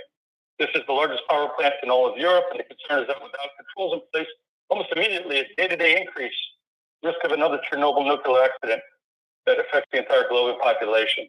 As a reminder, Chernobyl was that nuclear accident in April of 1986 in north side of Ukraine. It's currently controlled by the Russian army. That goes back to the second or third week of this battle since early March. It became the first level 7 international nuclear event with global consequences, including here in our country as well. around the world. As of very recent, just the last few hours, Ukraine agreed to UN nuclear plant mission with a three-way meeting, very, very important, with the International Atomic Energy Agency. Both sides were pointing fingers at each other. Basically, we're hoping everybody in the next day or so will honor their agreement on the signature and allow the Atomic Energy Agency to come in and take control of the nuclear facility to avoid this catastrophic event that could occur there. Eastern time, 11 p.m. Eastern time. I guess this would be just about 3 hours for you, yeah? 3 hours ago. Evidence of Russian military hardware being stored in a turbine building at the nuclear power plant. Walter, I can tell you, we saw the video of these 5 Russian military motor vehicles pulling in, but we didn't mention it previously or bring it to your attention, as we did not have 100% validity. Not only have we reviewed the video and verified and validated the number of vehicles as we watched them enter, we verified just in the last few hours they are still inside the building there at the power plant. I'm sorry, got handed something else. It's just constantly in motion here. So the military trucks are inside one of the turbine halls. And they're unknown what the contents are. Obviously, we're not in a position to discuss what their contents may be. It's highly unusual to see this take place. We have Turkey's President Erdogan. He doesn't want another Chernobyl. UN Chief Guterres, as we talked about, says, please, we've got to demilitarize this to avoid potential damage. It's basically a suicide area. And the International Atomic Energy Chief, Grossi, we spoke with, both calling on both sides to basically find it in your heart to verify the plant safety and leave this out of it. Just too dangerous. Erdogan backed negotiations to end the war. This is his first visit to Ukraine since February 24th. And he offered to act as a mediator. Last week we spoke, Switzerland was disavowed of that opportunity that they offered. President Zelensky from Ukraine was very surprised to hear from the Turkish leader. And ultimately, he believes that Russia was ready for some kind of peace. And first they should leave our territory, according to Zelensky, and then we'll see if we can be settled. There was a large conversation held regarding food security in the world. And this comes back to the global food crisis we've spoken about. They're concerned about grain exports before winter. Again, it's the same folks from Ukraine, Erdogan, Vladimir Putin, and they really need to get on board to make this happen. That first shipment of grain that went out that we spoke about briefly towards the end of the call last week was loaded for export to Ethiopia, and ultimately that shipment never made it farther than Lebanon. It was reportedly, quote unquote, refused in transit, and they violated the rules of the agreement for it to leave the port with approximately 26,000 tons of grain, and it ended up in Lebanon. Wow. And we actually were witness to the travel through maritime resources, as well as sat photo of it being unloaded in that port. So very disappointing to see this taking place. We have just 48 hours. Finland saying Russian MiG-31 fighter. 6 a.m. Jets were flying over Finland airspace, and not too many folks are familiar, but Finland shares almost 800 miles, 1,300 kilometers border with Russia, and this is something that's just rattling everybody. Very disenchanting to see this take place. NATO is still working on the list. There are 7 countries that have agreed to allow Finland and Sweden to move to join NATO, including Czech Republic, Greece, Hungary, Portugal, Slovakia, Spain, and Turkey. But Turkey's raised a challenge. This is Mr. Erdogan again. He feels that both countries have quote-unquote terrorists involved. That being said, Turkey donated the Backpay drone that was originally going to be paid for from the fundraising from the Ukrainian Polish citizens we talked about maybe 5 to 6 weeks ago. That money that was raised will be now dedicated to a surveillance satellite to assist the drones. The satellite company's been identified as ICI that will provide real-time intelligence and data back to Ukraine General Forces.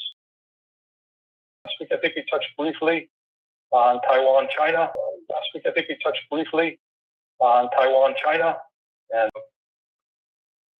United States Speaker of the House Pelosi and the reaction from China. A closer look at what I think you asked us to look what Taiwan has to offer China. If you look at it as one China, China has already notified the UN Security Council, making strong gains to overtake Taiwan. What does it?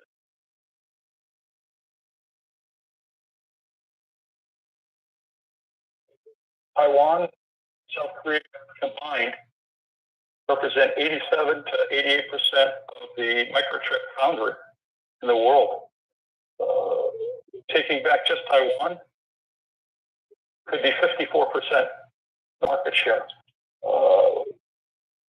This is the semiconductor we talked about, the neon gas that they pull out of Ukraine that we spoke of. TSMC, the Taiwan chip manufacturing company, and Samsung are the only ones that are capable of producing this most advanced chip coming out. The Taiwan TSMC, sorry, the scrapbook on that has approved $21 billion for refabricating chip production, and they'll get that up and running. They say, as of this morning, they'll get that up and running according to our folks by 2025. Is that realistic? I mean, is that even realistic though? It is. Okay. It is. That's for the 2H chip. Yeah. The 3 nanometer chips, Samsung Electronics indicated it's kicked off their mass production already. So they're 16% smaller, almost 50% less power reduction, and 25% improvement compared to the current 5 nanometer chips. Not to be confused with 5G, 6G, 3G, 4G. This is the type of chip, the size of the chip, and the amount of processing area using the least amount of energy producing of heat. Just a remarkable process. Last year's semiconductor shortage basically ran 22 weeks behind. The chip shortage is a boom to semiconductor companies, but as we look downrange and downstream, firms are really struggling. Automakers are set to make 7.7 million fewer cars. Wow. Than years it translates, according to the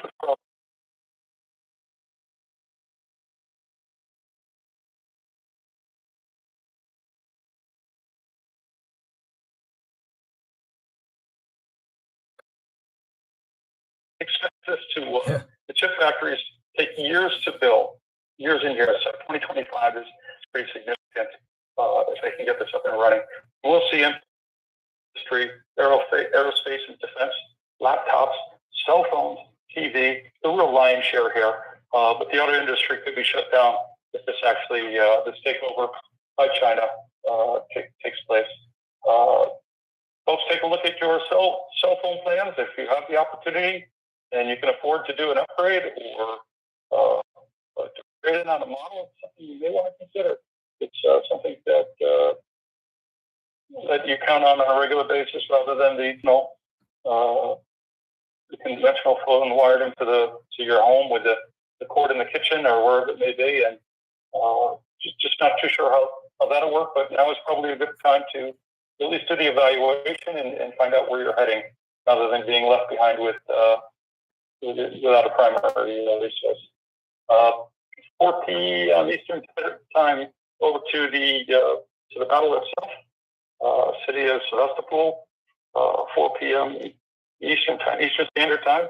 Another Russian area near Crimea's Sevastopol naval base is under attack. Belbek Air Base may have come under attack. We're seeing 4 explosions in and around the city. Near the Belbek military airport. This comes after verified reports that Russian anti-air defenses were activated, and they're getting reports kind of handing them back and forth. I'm sitting here. We're getting indication that a Ukraine drone may have been engaged Oh, wow. in Russian defenses. Also follows a string of blasts inside Crimea over the last week, some of which were admitted by the Kremlin to be Ukraine, quote, sabotage operations. Ukraine really didn't make such a big statement or validation of that. Around at 4 p.m. Eastern Standard Time, we have Mission Depot and Belgrade fire explosions and the Oslo airfield. Another one in Kherson, explosions and UAV shot down near Belbek, and air defense activated near the Kerch Strait in Crimea. On a different, Estonia was subject to what's extensive cyber attacks it has faced since 2007. Sweeping attack of disruption of service targeted public and private sector institutions in Estonia. The perpetrator was Killnet. We've heard from them before. It was triggered when Estonia was removing a World War II Soviet era tank from a park. It's actually a replica of a Tu-34 and leaving the town of Narva and taken to the Estonia War Museum. Killnet also tried a similar attack against Lithuania in June, but Estonia got together with NATO, and they really put an end to it with almost no known loss of service. How are we doing time-wise? Got another minute or two? Yeah, go ahead. Yeah, okay, good. I got a shout out for 2 folks that I think are still on the channel. If they are, I'll throw it up there at the end. We have, there you go. We had something that the meteorologist group, or Earth Science group, if you will, we've got China cutting power as reservoirs in the southwest. They've shut down, and they're doing rolling blackouts due to generation hydropower and low and worsening drought. It sounds a lot like Lake Mead in Las Vegas area, in California, Arizona, United States are going to up to rationing in some areas, but here we see that same type of thing happening over in China. Remarkably, the high temps and the long drought are affecting another part of China, which is we're seeing the Yangtze River level drop so low that they are having difficulty moving the boats in the area. Oh, wow. The rainfall's more than half of what it should be. And again, taking a look at that. Italy, same thing. Lake Garda, one of their worst drops, water and drought, decades. Country's largest lake is at its lowest level ever recorded, exposing underwater rocks and warming the water temperature to almost that of the Caribbean Sea. The lake on Friday was down over a foot, and it hasn't been that low in decades. Our pure pilings are similar to some of the images that we're seeing out of the California routes as well. So here we're seeing it in China, we're seeing it in Italy, we're seeing it in Arizona, Nevada, Midwestern states, as well as the northeastern states that we had not spoken about. Auburn, Maine, New Hampshire. You can't grow crops, ground won't accept it. We spoke with a hay farmer up in Rhode Island, and Milan Adams, and he said his fields, when he's tilling them, are down to a powder on the teeth. That's unusable. Or that those waters are being absorbed into the ground. It's really alarming to see some of the images and speak to some of these people as run across them. We talked about Crimea and some of the problems that they're encountering. There's a large belief that it may be some Russian forces, it may be from Ukraine. Here we have the Finns, the folks from Finland complaining about Russian flights over their borders. Now Russia's complaining about British flights and the planned spy plane that flew over Russia's territory. Again, an RC-135 reconnaissance plane partially passed over Russian territory. Of course, they jumped up and shook their saber and rattled it a little bit to try and cut off whatever they could. Back to the water issue, just briefly, we continue to have flash flooding issues reported in West Virginia, Kentucky, and some other areas.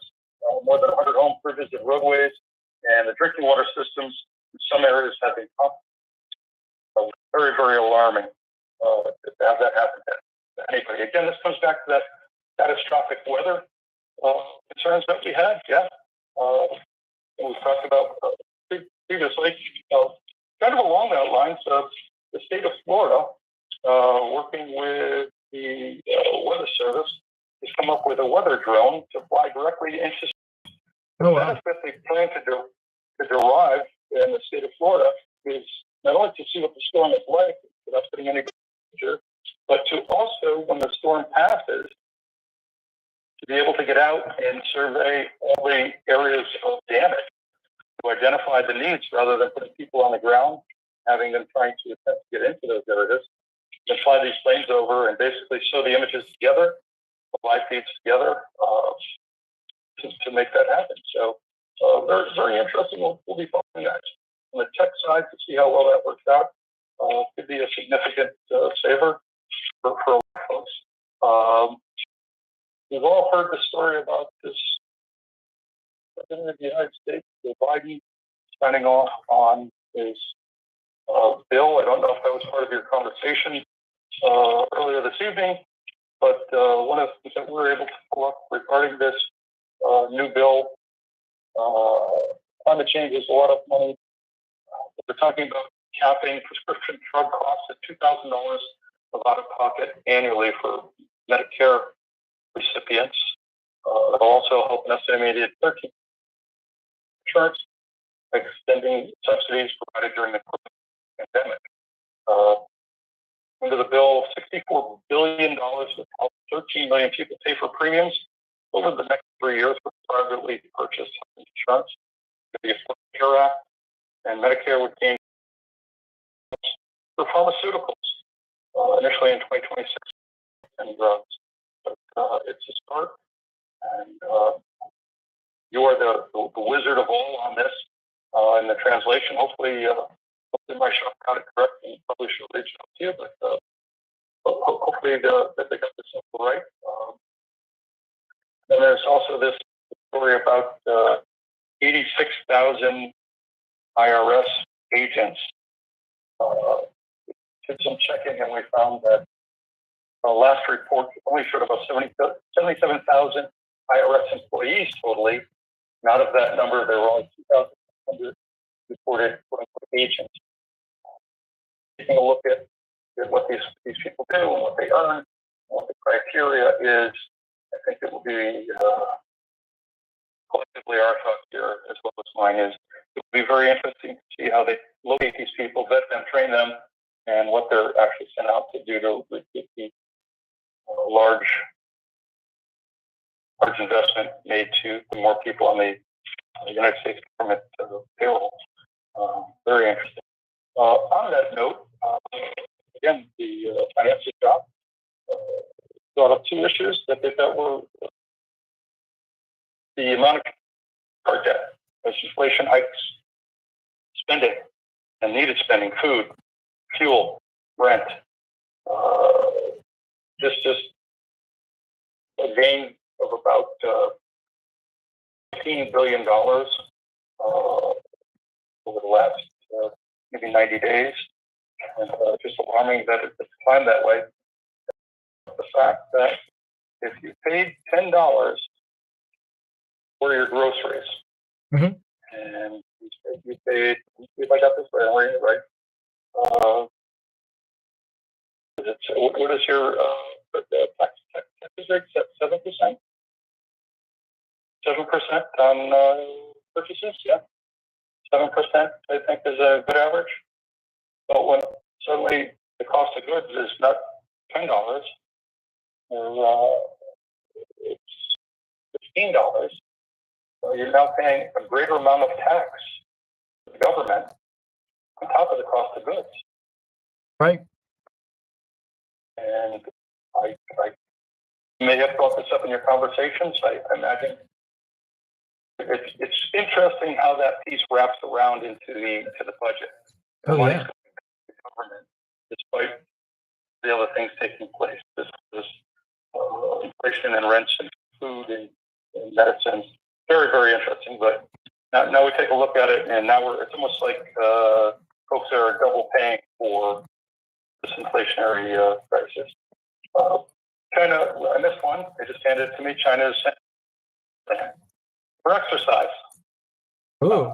I'm sorry, joint exercise with the Thai military.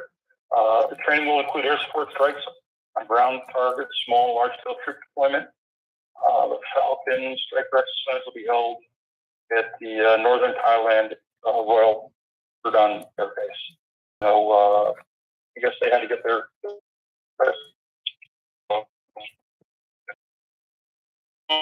Taiwan and China holding opposing military drills in the straits, and the air traffic is uncoordinated. The boat traffic, or naval ship traffic, is unbelievable. We're using the maritime tools that we have now, and just to be able to see how much is in a confined area is just remarkable. It gives a new sense to small spaces, if you will. Yeah. So, Yeah. very very interesting for us. We have the Russian army trying to recruit conscripts out of their prisons of Ukraine soldiers, offering them money to sign up. And the Russian leaders are calling a new group with a new battle force of the Third Armed Corps from the volunteer battalions. They're offering them large cash bonuses, $2,100 to nearly $5,500 for joining, and they don't get paid until they get to Ukraine front. Yeah. We're also learning of, So we're also hearing that those who went early, not from the prisons, but just signed up, because there are 7 regional campaigns taking place there. We're learning that the earlier soldiers from Russia had been told that Ukraine had invaded Russia, that they were physically fighting in Russia, not in Ukraine. Very, very different, very, very unique of what was taking place there. This isn't the first time Soviet has tried employing the prisoner battalions, and it didn't work out very, very well for them. Apparently, you can resign from the Russian military, and if you can do so and get away with it, there are some organizations that are all about nonprofits that are all about helping out. And the current defense ministry says it's not them recruiting the prisoners. Instead, the military force we spoke of long ago, the Wagner Group. So they're blaming Mr. Putin's private personal army from Chechnya and Syria and some of the other battles. I think we talked to you last week or the time before regarding the amount of I'll say soldiers. Some people call them mercenaries. Some people just call them killers, thieves from the Wagner Group. Ultimately, what we're finding is they lost a lot more folks than Russia is willing to talk about. They don't like to talk about them at all. So to even hear that the one of the defense ministers is using the Wagner Group as the excuse is very, very interesting to us. We also have the United States Army telling the Security Council there's a significant number of Army National Guard and regular Army. There's about a 56,000 people shortage, and what we're finding here is they're about to release almost 20,000 for refusing to be vaccinated without an approved exemption. Wow. So yeah, Massive all numbers. COVID related. It's an unprecedented challenge, according to recruiting commander, and it's very interesting to see how this works out for the United States. That they failed to meet their numbers, and according to the Army's Vice Chief of Staff, General Joseph Martin, told the subcommittee this week that they're going to be maybe 20,000 short by the end of the year. Yes. So very, very difficult, post COVID. So unprecedented challenge, he calls it. We did have a group of lawmakers take a little trip. A delegation of American lawmakers arrived in Taiwan. The 5-member panel decided that's where they needed to be. Just 12 days after Speaker Pelosi was there. Kirk Campbell is a deputy assistant to United States President Joe Biden, and this call indicated China had used Pelosi's visit as a pretext to launch that intensified pressure campaign against Taiwan, jeopardizing peace and stability across the straits and in the broader region. They also had 10 fighter jets from among 22 Chinese military aircraft and 6 naval ships detected in the area around 5 p.m. when just moments before this delegation arrived in Taiwan.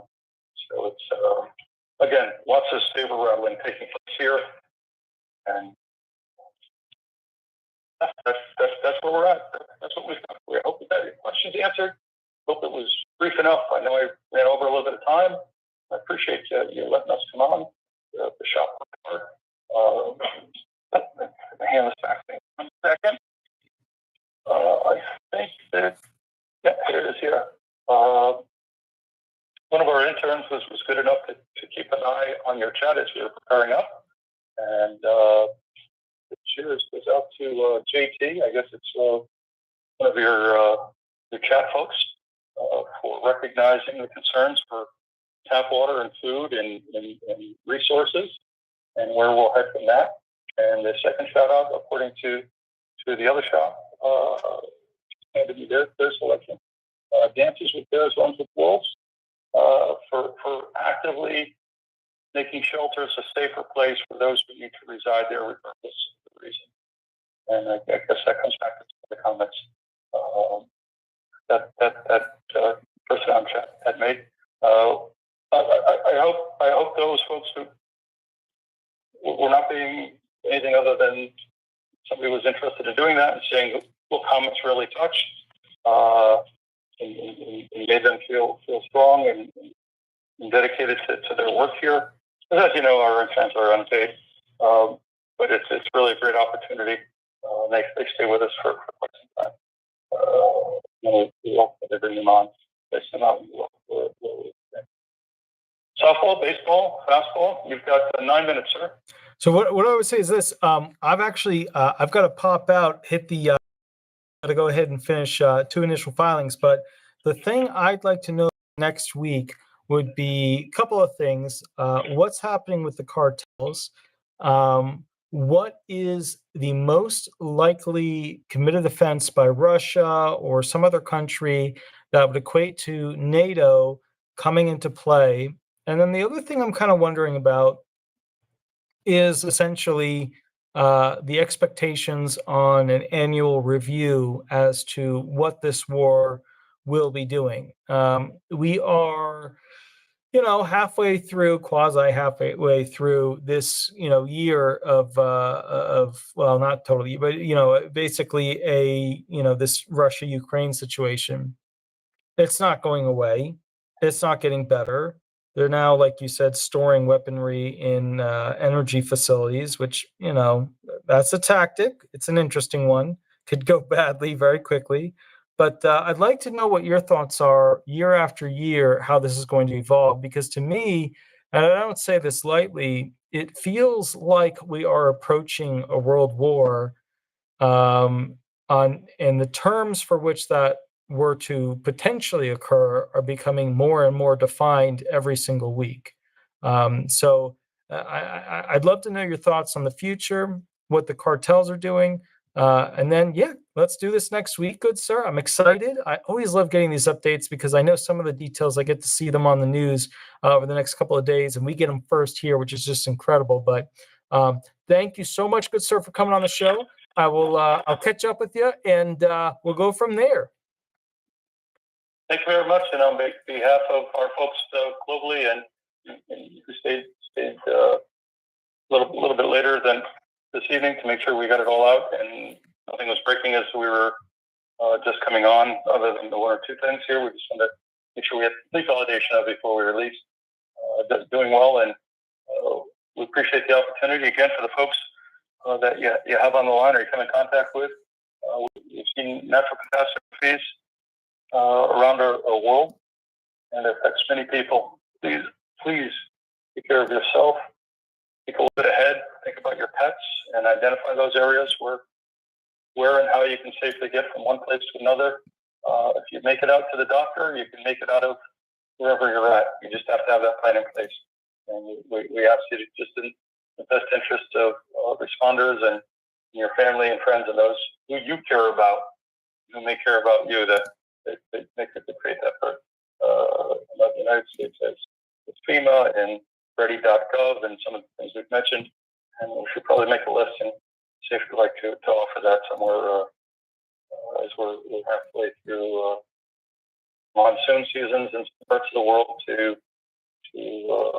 wildfires and floods in other parts. So Godspeed to everybody this week, and staying healthy, having the best week you can, and we'll speak to you soon. Thank you, sir. Perfect, sir. Have a wonderful day. Thank you. Perfect, guys. So that was an excellent security update. I absolutely love that. I'm working on kind of getting a security channel, a war channel going with those individuals to make things happen so we can actually go into those in more depth. This is something that very much so interests me because somebody who grew up on a farm, seeing the evolution of people, working with a lot of homeless and disabled people, and seeing the characteristics of knowing the super wealthy to literally those who don't even have a tarp to put over a tent or even a tent to sleep on. Having, represented individuals who would wake up and count their spider bites. Having represented individuals who had highly infectious diseases, one of which got me quarantined at the Social Security hearing office on Lake Linda Drive. This is very important to me. So, guys, I got to keep working. I got to do law firm stuff. I will catch you a little bit later. I'm sorry if I was a little tired tonight. I did 3.5 hours of tree limb cutting with a pole saw, and that was basically after I'd done the full day of law firm work. So with 2 hearings. So anyways, guys, I will catch you a little bit later. And then we did this. So I will catch you a little bit later. You have a wonderful day. And then Mary Multiple, catch up with me because I know it's weird that I don't have like sponsors or this stuff all figured out. It's weird that like I'm the most viewed subscribed to disability attorney out there. It's just, I don't, you know what I mean? It's just one of those things where I have the law firm and I'm facing this situation of like, how do I expand the law firm and still give the same quality service? And like, how do I do more YouTube stuff? And how do I want to write the bills that literally being presented for the retired and the disabled, because I read the bills and then I don't get a chance to make a movie about them or a video on here. And it pisses me off because these are not excellent bills, in my opinion, that are very heavily leaning in the favor of the retired and the disabled. They are pro-government more so than pro-people. And that's a problem for me. So anyways, guys, I'll catch you a little bit later. You have a wonderful day and we'll go from there. Thank you so much for watching and I'll catch you later. As always, please like, subscribe, leave 5-star reviews, and I'll put the link in the thingy below. And then also please remember, Thursdays are the big day to ask questions. That's where we take incoming calls. Oh, and if you email me, please keep the emails like with questions or things like that to like 1 paragraph. I've got a buddy who's got dogs that it's literally sitting there it's sitting there staring at me. I just haven't had a chance to get back to him. And then another person emailed me today, and it was literally like 5 pages of email. I was just like, I'm not going to get a chance to read this. So anyways, guys, I'll catch you a little bit later. Have a wonderful day, and we'll go from there. Thanks so much. Bye-bye, guys. Bye-bye. Have fun. Bye-bye.